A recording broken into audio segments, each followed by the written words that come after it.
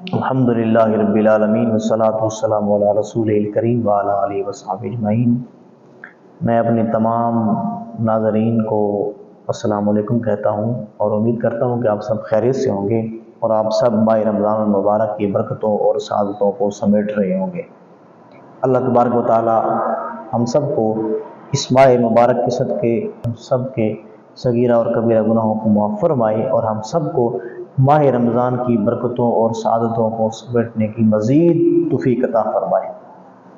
اللہ تبارک و تعالی نے سورۃ الحجرات کے اندر ارشاد فرمایا کہ اے لوگوں جو ایمان لائے ہو، نہ مرد دوسرے مردوں کا مذاق اڑائیں، ہو سکتا ہے کہ وہ ان سے بہتر ہوں، اور نہ عورتیں دوسری عورتوں کا مذاق اڑائیں، ہو سکتا ہے کہ وہ ان سے بہتر ہوں۔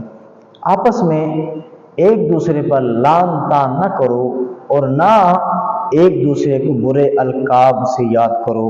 ایمان لانے کے بعد فسق میں نام پیدا کرنا بہت بری بات ہے۔ حضرات محترم، اللہ تبارک و تعالیٰ کا یہ ارشاد گرامی ہے کہ آج ہم دیکھ لیں کہ ہمارے معاشرے کے اندر کس طرح ہم ایک دوسرے کو برے القابات سے پکارتے ہیں۔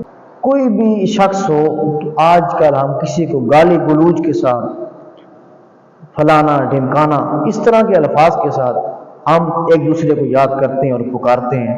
حالانکہ قرآن کریم ہم لوگوں کو، ایمان والوں کو جن کے دلوں میں ایمان ہے، ان کو اس بات سے منع کر رہا ہے، روک رہا ہے کہ ایمان لانے کے بعد تمہارا کسی مسلمان کو اس کے برے نام سے یاد کرنا، برے القاب سے پکارنا، یہ بہت بڑا فسق اور گناہ ہے۔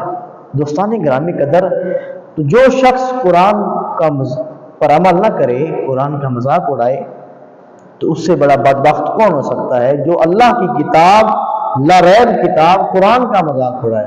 تو فرمایا کہ جو مرد ہیں وہ ایک دوسرے مردوں کا مذاق نہ اڑائیں، یعنی ایک دوسرے کا برے القاب سے یاد نہ کریں، ان کا مذاق نہ اڑائیں۔ ہو سکتا ہے کہ وہ بندہ و مرد اس سے بہتر ہو۔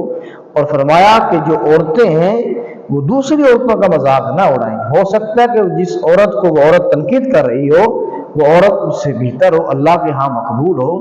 تو بعض مرد ایسے ہوتے ہیں جو اللہ کے ہاں مقبول ہوتے ہیں، اس بعض عورتوں میں بھی ایسی عورتیں ہوتی ہیں جو اللہ کے ہاں مقبول ہوتی ہیں۔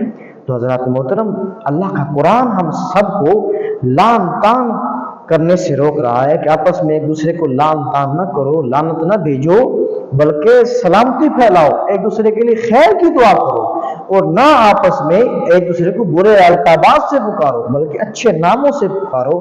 تو جب اللہ کا قرآن ہم کو یہ تلقین کر رہا ہے تو ہم سب کو چاہیے کہ ہم قرآن کریم پر عمل کریں اور اپنی آئندہ آنے والی زندگی کو بہتر بنائیں۔ میرے دوستو، آپ یہ عمل کر کے تو دیکھیں، اللہ کے قرآن پہ عمل کر کے تو دیکھیں کیسے ہمارے اندر خیر و برکتیں آتی ہیں، ہمارے گھروں میں، ہمارے محلوں میں، ہماری دکانوں میں۔